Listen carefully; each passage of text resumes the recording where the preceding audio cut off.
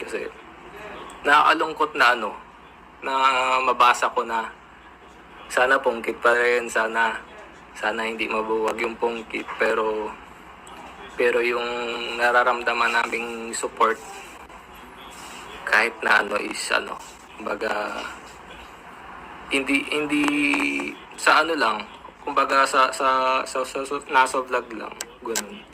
Ewan ko kung naintindihan niyo ako, guys. Pero ayun lang, kasi yun kasi po yung napansin ko nung birthday ko. And ngayon birthday na Ingkit kahapon. Actually walang sa akin, walang nag-message sa akin eh. Nakalinga pong birthday na ni Ingkit. Pabati sa kanya. Kalinga pong, anong ganap sa birthday ni Ingkit? Pupunta ka ba doon or may vlog ba kayo? Wala. Wala. Pero ako po, personal, binati ko po si Ingkit. And sana pagbalik namin doon nila Kalingap Rob, saka ko na lang din ipapaabot yung regalo ko para sa kanya.